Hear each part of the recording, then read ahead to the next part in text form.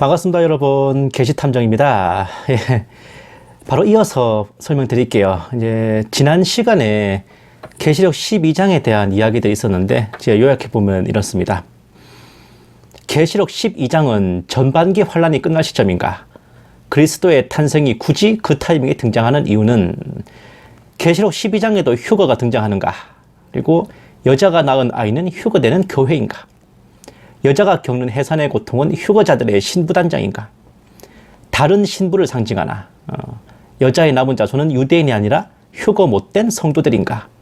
14만 4천 명은 유대인을 상징하며 휴거자를 상징하는가? 계시록 14장에 낫으로 곡식을 거두는 것은 환란 성도의 순교인가? 휴거는 짐승이 통치하기 직전에 일어나는가? 자, 이 10가지 대목에 대해서 설명해 드릴 거예요. 주님 오심을 기다리는 성도님들이나 사역자분들께서 궁금해하실 만한 내용이기도 하고 불필요한 미혹과 오류를 막기 위한 반증이기도 한데요. 그냥 줄줄 설명하는 것보다 상대방 주장에 대해 반증을 하는 형식이 보다 원활한 설명이 됩니다. 그렇기에 제가 이런 기법을 채택하고 있죠. 본 게시탐정의 목표는 여러분들께서 계시록 12장을 어떤 추가 설명 없이 그냥 말씀 본문만 읽고서 그 내용을 파악하는 경지에 이르는 겁니다. 자, 시작할게요. 본 게시탐정의 추리가 시작되는 건 여기서부터입니다. 자, 봅시다.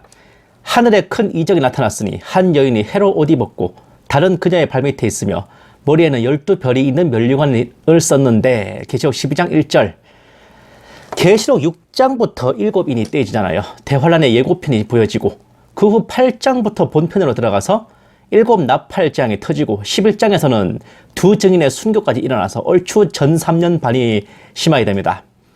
그런데 다소 뜬금없이 12장에서 하늘에 환상이 나타나며 해를 입고 달을 딛고 12별의 면류관을 쓴 여인이 나타납니다.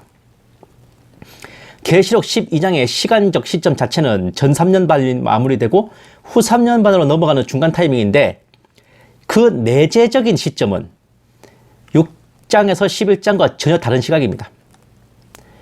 6장부터 11장까지는 전 세계 인류를 대상으로 대환란이 전개되는 걸 보여준다면 12장에서는 보다 디테일한 현미경으로 대환란의 주역인 이스라엘을 중점적으로 비춰주고 있는 거예요. 이 여인은 당연히 이스라엘인데 요셉의 꿈에서 전례와 같이 이제 해와 달과 12별은 이스라엘을 가리킵니다. 보세요.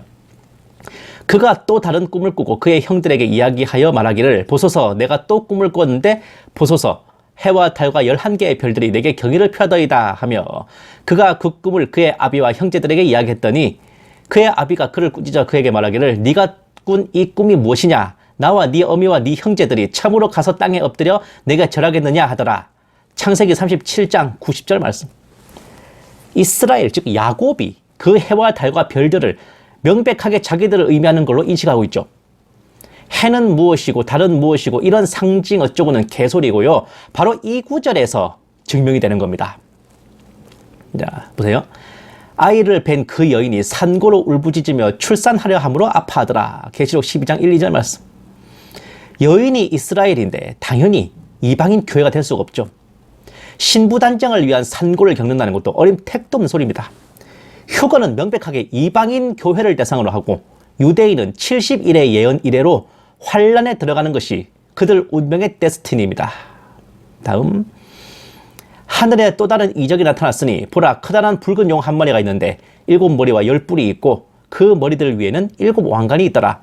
그런데 그의 꼬리로 하늘의 별 3분의 1을 끌어다가 땅에 던지더라. 또 그 용이 그 아이가 태어나자마자 삼키려고 출산하려는 그 여인 앞에 서 있더라. 계시록 12장 3, 4절 말씀. 용, 사탄이 등장해요. 태어날 아기를 삼키려고 대기 중입니다. 아이를 삼키려고 대기하기 전에 하늘의 별 3분의 1을 끌어다 던졌다는 것은 예수님의 초림 전에 있었던 사탄의 반역을 의미하는 것이 확률이 높아요. 천군 천사의 3분의 1이 사탄을 따라 반역에 동참했다는 의미로 보입니다. 사탄이 아이, 즉 예수님이 태어나자마자 삼키려 했다는 것은 어떻게 이게 오프라인에서 진행됐냐 하면요. 보세요. 그들이 떠난 후 보라 주의 천사가 꿈에 요셉에게 나타나 말하기를 헤롯이 그 어린아이를 찾아서 죽이려고 하니 일어나 어린아이와 그의 모친을 데리고 이집트로 피하여 내가 내게 말할 때까지 거기 있으라고 하더라. 마태복음 2장 13절 말씀. 그 후 헤롯이 현자들에게 속은 줄 알자 심히 분노하여 군사를 보내어 그가 현자들에게 자세히 물어본 그때를 기준으로 하여 베들레헴과 그 온 지경에 있는 모든 사내 아이를 2살부터 그 아래로 다 죽이니라. 마태복음 2장 16절 말씀. 예수님이 태어나시자마자 죽이려다가 실패했죠. 그 분풀이로 저질렀던 헤롯의 유아 학살 사건입니다. 만약 이 아이가 휴거 신부 교회 성도라면 태어나자마자 삼키려 한다는 그 구절이 설명이 안 될 뿐더러 애초에 이방인 교회가 이스라엘에게서 태어난다는 것도 말이 안 됩니다. 예수님은 이스라엘에게서 태어나셨지만 교회는 예수님으로부터 태어났기 때문입니다. 그 십자가 고통이 교회를 나가신 예수님의 해산의 고통이었지. 그렇다면 어째서 하필 이 타이밍에 굳이 예수님을 등장시켜야 했냐는 의문이 들 수 있는데 그것은 바로 이스라엘과 예수님의 관계를 보여주는 겁니다. 이스라엘에게서 예수님이 나셨지만 그들은 예수님을 외면하여 십자가에 못 박았어요. 그 결과 교회 시대 내내 유대인들은 예수님과 전혀 상관없는 존재들이었습니다. 그러나 교회 시대가 끝나고 환란 시대가 되면 그들은 예수님께로 회심하게 되고 이방인 교회가 효력되고 없는 세상에서 예수의 증거를 가진 자들로 남게 되는 겁니다. 계시록 12장에서는 이스라엘이 예수님을 낳고 예수님께서 승천하시는 장면만 보여줌으로써 예수님의 초림과 승천 이후 이스라엘이 예수님과 전혀 무관했음을 알려주는 거예요. 그녀가 사내 아이를 낳았는데 이 아이는 모든 민족들을 철장으로 다스릴 자라. 그녀의 아이가 하나님과 그의 보좌 앞으로 들려 올라가더라. 계시록 12장 5절 말씀. 아이가 휴거되는 이방인 교회라고도 합니다만 그 아이가 교회가 되려면 산고를 겪는 여인이 예수님이어야 됩니다. 계시록 12장에서 예수님이 등장하시는 것은 이스라엘과 예수님과의 관계를 보여주는 상징이며 예수님의 초림과 승천 후 끊어진 관계가 후 3년반이 되어 광야로 도피하면서 회복되는 걸 보여주는 거죠. 철장으로 민족들을 다스리는 이 아이는 예수님 외에 다른 해석이 있을 수가 없습니다. 아이로 표현되는 이유는 당연히 애초에 산고를 겪는 여인에게서 태어난 아이로 등장했기에 그런 겁니다. 계시록 초반에 예수님을 죽임당한 어린 양이라 표현한 것과 같습니다. 예수님이 들려 올라가신다는 수동태 표현이 어울리지 않는다고도 했는데요. 지난 시간에 카이로스 영감이 하늘에 계신 성부 하나님 입장에서는 내려보낸 독생자 예수님을 다시 데려가시는 거니까 전혀 이상할 거 없습니다. 그보다도 예수님이 들려 올라가신다는 표현 때문에 계시록 12장에 휴거가 등장한다라고 보는 게 과연 적절한 해석일까요? 우리가 휴거라고 칭하는 이 단어는 예수님께서 오셔서 그분의 신부들을 데려가시는 영광스러운 사건을 가리키는 거룩한 의미로 사용해서 뭔가 특별히 보이는 거지. 순전히 단어 자체의 뜻만 보면 그냥 들어 올리다 잡아채다입니다. 마찬가지로 재림이라는 단어도요. 예수님께서 이 땅에 다시 오시는 영광스러운 사건을 가리키는 거룩한 의미로 써서 특별해 보이지. 단어 자체만 보면 한 번 왔던 사람이 다시 들린다는 겁니다. 자, 보세요. 야, 저기 가서 가방 좀 휴거해라. 작년에 왔던 각설이가 죽지도 않고 재림했네. 이렇게 써도 되는 정말 평범한 단어라고요. 단지 예수님과 엮였다는 이유로 거룩하고 영광스러운 표현이 된 겁니다. 그러니 휴거를 의미하는 단어가 들어갔다고 해서 특별해라는 생각 따위 1도 안 하셔도 됩니다. 그냥 들어 올리다, 들려 올라가다 그 말 자체예요. 그럼 예수님이 들려 올라갔지 끄잡혀 내려갔습니까? 이런 걸 모르고 표현이 같다는 이유로 계시록 12장에는 휴거가 숨겨져 있다라고 하면 심히 골룸하십니다. 예? 진짜 저거 찾아내고 나서 얼마나 흥분했을까 진짜. 개뿔도 아닌데. 다음, 그 여인은 광야로 도망하였는데 그곳에는 그들이 그녀를 1260일 동안 부양하도록 하나님께서 그녀를 위하여 마련해 놓으신 곳이 있더라. 계시록 12장 6절 말씀. 아이를 낳은 여인 이스라엘은 광야로 도망가서 하나님께서 마련해 놓으신 도피처로 들어갑니다. 대략 1260일 동안 사용할 수 있는 산후조리원인데 느닷없이 여인이 여기로 도망치는 이유가 뭔가 보세요. 또 하늘에 전쟁이 있으니 미카엘과 그의 천사들이 용을 대항하여 싸우고 용과 그의 천사들도 싸우나 그들이 이기지 못하여 하늘에서 더 이상 있을 곳을 찾지 못하더라. 계시록 12장 7, 8절 말씀. 그리하여 그 큰 용이 쫓겨나니 그는 마귀라고도 하고 사탄이라고도 하는 옛 뱀, 즉 아담과 이브를 유혹한 그 뱀이란 말입니다. 곧 온 세상을 미혹하던 자라. 그가 땅으로 쫓겨나고 그의 천사들도 그와 함께 쫓겨나더라. 계시록 12장 9절 말씀. 또 내가 들으니 한 큰 음성이 하늘에서 말하기를 이제 구원과 능력과 우리 하나님의 나라와 그의 그리스도의 권세가 임하는도다. 이는 우리 형제들을 우리 하나님 앞에서 밤낮 고소하던 그 고소자가 쫓겨났기 때문이니라. 그들이 어린 양의 피와 자기들이 증거한 말로 그를 이겼으니 그들은 죽기까지 자기들의 생명을 사랑하지 아니하였도다. 계시록 12장 10, 11절 말씀. 그러므로 너희 하늘들과 그 안에 거하는 너희는 즐거워하라. 땅과 바다에 사는 자들에게는 화 있으리라. 이는 마귀가 자기 때가 얼마 남지 않았음을 알고 크게 분노하며 너에게로 내려갔습니다. 고 하더라. 그 용이 자기가 땅에서 쫓겨난 것을 알고서 산의 아이를 출산한 그 여인을 박해하더라. 계시록 12장 12, 13절 말씀. 태초에 반란 후 내내 공중권세를 잡고 성도들을 참수하던 사탄 마귀가 마침내 하나님께서 보내신 헌병들에게 탈탈 털리고 그 공중권세마저 날려먹은 채 아예 쫓겨나 지구로 달아났기 때문입니다. 이제는 자기 때도 얼마 남지 않았다는 것을 알았기에 마귀는 작정하고 여인을 박해하려 들었고 그런 이유로 여인은 광야로 도망쳐 환란의 나머지 1260일을 보내는 겁니다. 사탄이 완전히 쫓겨나 지구로 떨어지는 것은 적그리스도가 칼침 맞고 뻗었다가 살아나는 타이밍과 일치할 것으로 보이는데 적그리스도의 회생 자체가 사탄이 적그리스도의 육신에 내주 합일되어 자신의 보좌와 권세와 능력을 넘겨주었기 때문일 겁니다. 보세요. 또 내가 본 그 짐승은 표범과 같고 발은 곰의 발 같고 입은 사자의 입 같은데 용이 자기의 능력과 자리와 큰 권세를 그 짐승에게 주더라. 또 내가 보니 그의 머리들 가운데 하나가 상처를 입어 죽게 된 것 같았으나 그의 치명적인 상처가 나으니 온 세상이 기이히 여겨 그 짐승을 따르더라. 계시록 13장 2, 3절 말씀. 바로 이 상황이 저때 벌어지는 거예요.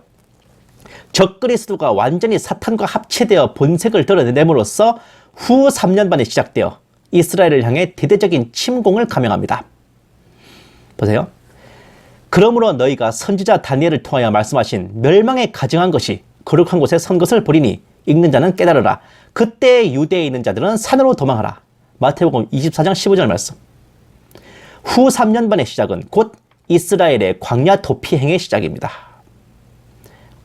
다음, 그때 그 여인이 큰 독수리의 두 날개를 받았는데 이는 그녀가 광야에 있는 자기 처소로 날아가서 그곳에서 그 뱀의 낯을 피하여 한 때와 두 때와 반 때를 부양받으려 함이더라. 계시록 12장 14절 말씀. 그가 지극히 높으신 분을 대항하여 큰 말을 하며 또 지극히 높으신 분의 성도들을 지치게 할 것이고 또 때와 법을 변경시키려고 생각할 것이라. 그들은 그의 손에 주어져서 한 때와 두 때와 반 때를 지내리라. 다니엘서 7장 25절 말씀. 이스라엘이 광야로 피신하는 기간인 한 때와 두 때와 반 때는 바로 적그리스도가 지배하는 후 3년 반입니다. 다음, 그 뱀이 여인 뒤에다 자기 입에서 물을 홍수같이 쏟아 그 여인을 홍수에 떠내려가게 하려 하되 그 땅이 그 여인을 도와 그 입을 벌려서 용이 그 입에서 쏟은 홍수를 삼켜버리더라. 계시록 12장 15, 16절 말씀. 하나님께서 특별히 지시하셨음인지 사탄이 별짓을 해도 여인이 숨어있는 도피처는 끄떡없이 지켜지고 있습니다. 그러자 그 용이 여인에게 분노하여 여인의 씨 가운데 남은 자들, 즉 하나님의 계명들을 지키며 예수 그리스도의 증거를 가진 자들과 싸우려고 나가더라. 계시록 12장 17절 말씀. 예수의 증거를 가진 자들이라고 하니 교회 성도라고 착시 현상을 보이는데요. 이방인 교회가 환란전에 휴거된 이상 이 땅에서 하나님의 백성으로 조직적으로 남은 자들은 유대인 뿐입니다. 사실 따져보면요. 구약 시대에도 하나님의 백성은 유대인밖에 없어요. 이스라엘밖에 없었어요. 이게 신약 시대가 되면서 교회가 곁다리로 접붙임 받은 거지. 그런데 교회가 없어진 이상 다시 구약 시대로 회귀하는 겁니다. 굳이 말하자면. 그리고 여인이 이스라엘인데 여인의 자손이 유대인이 아니면 뭡니까? 휴거 못된 성도들은 출신 성분상으로도 유대인과 무관한데요. 보세요. 요한계시록 13장 1절 바로 윗절입니다. 여인의 씨 가운데 남은 자들을 뭐라 그렇게 적혀있어요? 유대인 남은 자라고 한글 킹제임스 역본에서는 명확하게 명시를 하고 있죠. 그가 성도들과 싸워 그들을 이기는 권세를 받았으며 모든 족속과 언어와 민족을 다스리는 권세를 받았더라. 계시록 13장 7절 말씀. 용이 여인의 남은 자손들, 즉 유대인들과 싸우려고 나갔기에 짐승이 싸우는 성도들도 유대인을 의미합니다. 아니 분명히 광야로 피했다는데 왜 남아있나요? 광야로 못 피하고 남은 유대인들도 있을 수 있죠. 혹은 지정하신 광야로 안 가고 다른 데로 피신한 유대인들도 있을 수 있지. 아니면 피신 안 하고 이스라엘에 남아있던 유대인들도 있을 수 있잖아요. 유대인들 3분의 2는 환란 때 죽임을 당합니다. 그렇게 알아두셔야 돼요. 어쨌든 여기까지 계시록 12장에 대한 전체 강의를 마쳤습니다. 참 쉽죠? 더 이상 계시록 12장에 대해 의문점을 가지실 필요 없이 깔끔하게 정리되셨길 바랍니다. 저도 이 계시록 12장 전체를 단 16분 만에 끝낼 수 있을 줄 몰랐어요. 이게 바로 짬에서 나오는 바이블 아니까. 다만 몇 가지 의문점이 가외로 남아있는데 14만 4천 명이 유대인을 상징하며 동체 휴거자를 상징하는가라는 질문에 대해서는 어림택도 없는 소요라 답변드립니다. 14만 4천 명은 상징 따위가 아니라 실무적인 14만 4천 명, 그것도 이스라엘의 12지파에서 1만 2천 명씩 선별된 종들입니다. 보세요. 또 내가 인장으로 표시를 받은 자들의 숫자를 들었는데 이스라엘 자손의 모든 지파에서 14만 4천 명이 인장으로 표시를 받았더라. 계시록 7장 4절 말씀. 명명백백하게 유대인 외에 다른 해석이 없어요. 상징이 아니라 유대인들 중에서 환란 전에 예수님을 영접하여 깨어있던 자들이 전 3년 반 동안 동포 유대인들을 전도하며 사역하다가 후 3년 반이 될 쯤에 일괄적으로 이방인 교회 신부들처럼 들림받아 시온산에 서게 되는 겁니다. 해는 뭘 상징하고 달은 뭘 상징하고 발밑에 두는 것은 뭘 상징하고 14만 4천 명은 뭘 상징하고 이따구로 상징 운운하는 사역자가 있다면 반드시 걸러야 됩니다. 그 구절이 그걸 상징한다는 것은 그 사역자 혼자 아는 것이고 심하게 말하면 뇌내망상 뇌피셜이에요. 상징을 남발하는 사역자일수록 성경 본문에 기록된 말씀 그대로 해석하고 납득시킬 자신이 없어서 자기가 생각하는 대로 성도들을 미혹하기 위한 수법이라 말씀드립니다. 계시록 14장에서 낫으로 곡식을 거두는 것은 환란 성도의 순교인가라는 질문도 있었는데 그 또한 어림도 없는 소리입니다. 보세요. 그때 다른 천사가 성전에서 나와 구름 위에 앉으신 그분께 큰 음성으로 부르짖기를 주의 낫을 대어 곡식을 거두소서 주께서 거두실 때가 되었으니 이는 땅의 곡식이 익었음이니이다 라고 하더라. 그러자 구름 위에 앉으시니가 그의 낫을 땅에 떼어 땅에서 곡식을 거두시더라. 계시록 14장 15, 16절 말씀. 주님께서 낫으로 곡식을 거두고 포도송이를 틀에서 밟는 것은 최후 심판인 아마겟돈 전쟁을 미리 예고하는 겁니다. 내 말이 아니라 이 상황은 요엘 선지자가 이미 예언한 바 있어요. 보세요. 이방으로 깨어서 여호사밧 골짜기로 올라오게 하라. 이는 내가 거기에 앉아서 주의 모든 이방을 다 심판할 것이미로다. 너희는 낫을 대라. 이는 곡식이 익었음이라. 너희는 와서 밟으라. 이는 포도즙 틀이 가득 차고 독들이 넘쳐남이니 그들의 죄악이 크기 때문이라. 요엘서 3장 12, 13절 말씀. 그들이라 그랬지. 낫으로 거둘 곡식이고 포도주 틀에 밟힐 포도국 안에 전부 아마겟돈에서 심판당할 것들이지 무슨 환란 성도의 순교라는 건지 전 도통 모르겠습니다. 게다가 가장 심각한 건 이거죠. 보세요. 짐승이 통치하기 전에 휴거가 일어날 것이란 의미가 있어 보입니다. 오히려 최근에 있었던 사건, 즉 이방인 교회와 유대인들의 휴거 사건을 의미하는 게 아닐까요? 휴거는 짐승이 하나님과 하늘에 있는 자들을 모독하는 계시록 13장 6절 시점에서 오래되지 않은 최근 일이었다. 자, 보세요. 짐승이 하나님과 하늘에 있는 자들을 모독하는 계시록 13장 6절 앞에 어떤 일들이 일어나는가 하니 또 내가 보니 그의 머리들 가운데 하나가 상처를 입어 죽게 된 것 같았으나 그의 치명적인 상처가 나으니 온 세상이 기이 여겨 그 짐승을 따르더라. 13장 3절 말씀. 그 짐승이 큰일들과 모독하는 말들을 하는 입을 받았으며 또 42달 동안 활동할 권세를 받았더라. 13장 5절 말씀입니다. 적그리스도가 죽었다 살아나서 본색을 드러내 42달의 권세를 받은 후에야 하나님과 하늘에 있는 자들을 모독하는데, 그 모독이 있기 직전에 휴거가 있다는 것은 휴거 시점을 아무리 여유 있게 잡아도 후 3년 반 초임 무렵입니다. 이 말인 즉슨 전 3년 반을 다 지내고 나서야 휴거가 일어난다는 겁니까? 이제는 하다 환란 중반 휴거설까지 슬그머니 전하시네요. 카이로스 영감, 카이로 스님, 지난 2021년 8월 28일부터 대환란이 시작된다 하다가 그날 빗나가고도 입국 다물고 뻔뻔하게 낮아빠져 있는데, 이제는 숫제 환란 중반 휴거설까지 내미신다니, 카이로 스님은 물론이고 그 따르는 보살님들, 처사님들 다들 휴거 포기하셨습니까? 카이로 스님, 기회 되시면 본 게시탐정과 공개 토론 한번 합시다. 지는 쪽이 이 바닥 뜨는 걸로 하고요. 마라나타 사역자라는 것들이 주님 오심을 사모하는 성도들을 미혹하는 꼴들 눈 뜨고 못 보겠습니다. 진짜. 아무리 성도들이 계시록을 잘 모른다 그래도 어떻게 이렇게 사기를 칠 수가 있나? 눈 뜨고 코 베이는 성도님들께 그 베인 코를 뭘로 붙여드릴까 늘 고민 중인 이 게시탐정입니다. 감사합니다.